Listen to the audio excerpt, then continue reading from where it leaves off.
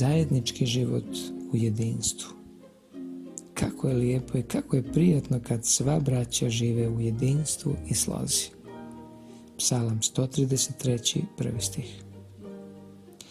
Hrišćansko jedinstvo predstavlja ogromnu pokretačku snagu i na nepobitan način svedoči da su oni koji takav duh posjeduju zaista deca Božja. Takvo jedinstvo vrši neodoljiv uticaj na svijet, pokazujući da čovjek i pored svoje ljudske ograničenosti može biti sudionik u božanskoj prirodi i izbeći izopačenost ovoga svijeta koji je rob pohote i telesnih želja. Mi treba da budemo ujedinjeni sa svojim bližnjima i sa Hristom, a preko Hrista i sa Bogom. Onda će se i na nas odnositi riječi nadahnuća, jer ste potpuni u njemu. U velikom planu iskupljenja svakoj duši je određeno mesto. Niko ne može biti ud Hristovog tela, a pri tome ostati neaktivan. Pripadnici Božjeg naroda mogu međusobno biti i bit će različiti, ali ih sve pokreće jedan duh.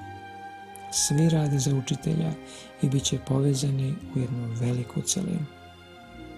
Pod zajedničkom kontrolom božanske sile, ratnici treba da deluju jedinstveno, ulažući nepodijeljene napore da sve oko sebe privuku Hristu. Svi moraju da rade slično delovima dobro montirane mašinerije, koji u svom radu zavise jedan od drugoga, ali ipak svako vrši svoju određenu ulogu. Svako treba da zauzme mesto koje mu je određeno, vršeći savjesno zadatak koje mu je poveren. Bog poziva članove svoje zajednice da se uz pomoć Svetoga Duha zbliže i ujedine u bratskoj ljubavi, što će uskladiti i njihove interese. Slabosti zajednice ni u čemu ne dolaze do izražaja više nego u neslozi i prepiranju.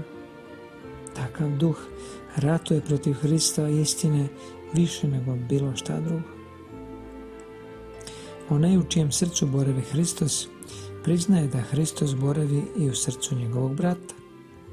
Hristos nikada ne ratuje protiv Hrista, niti pak vrši bilo kakav uticaj kojim bi potkopavao svoje sopstveno delo. Stoga svaki hrišćanin u jedinstvu duha i u cilju usavršavanja zajednice treba savjesno da izvršava svoj zadatak, bez obzira kakav on bio.